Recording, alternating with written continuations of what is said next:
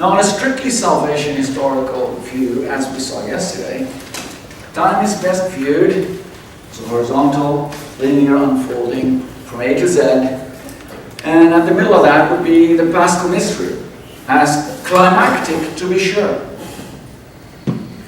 But if we were to limit it to that, this would also mean that this climactic moment would be an isolated one within the history of salvation. It's a moment to which the prophet have looked forward.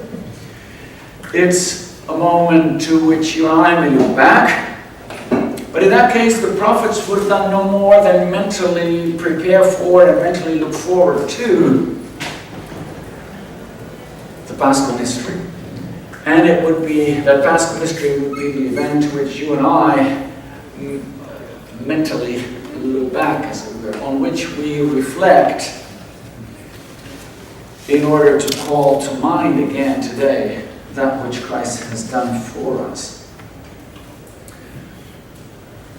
Now, for the earlier tradition, certainly for the Church Fathers, and it's them that I will be focusing on, especially a little bit later on. For the Church Fathers, the prophets did more than only announce future events. Prophecy was not just a foretelling of events, but it was at one and the same time also a forthtelling of the New Testament reality of Christ and of His Church.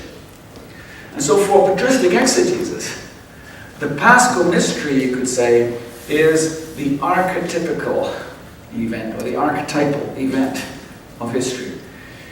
In that, yes, it's climactic, but it is so climactic, it is so central, in fact, that it is the reality that always already lay embedded within the very promissory words of the prophets. Prophecy, then, for the Church Fathers wasn't only a matter of looking ahead horizontally to what was to come.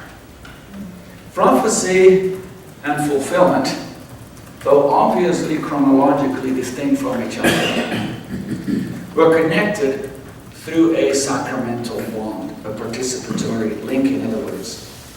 And the connection is, according to the Church Fathers, grounded in the providence of God, which means that the Church Fathers believed the New Testament truth or reality, aletheia in Greek or reis in Latin, that New Testament truth, that New Testament reality was always already nestled within the Old Testament shadow, skia, or sacramental. Which means that for the Fathers, the most important connection between prophecy and fulfillment, the most important connection was not a horizontal one.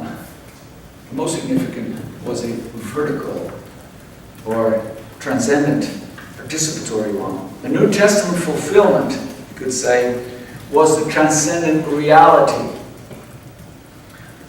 An upward metaphor, right? It was, as we also saw yesterday, the metaphor used yesterday, it was the depth dimension for them. The depth dimension inherent in the Sacramentum.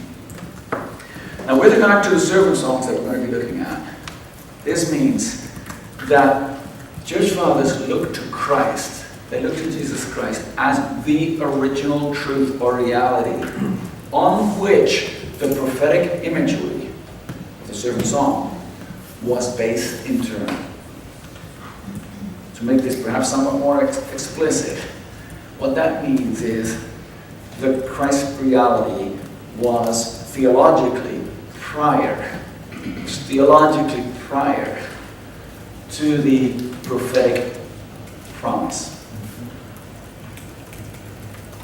The reality is not just a later antitype, but this understanding was the original archetype on which prophecy is modeled.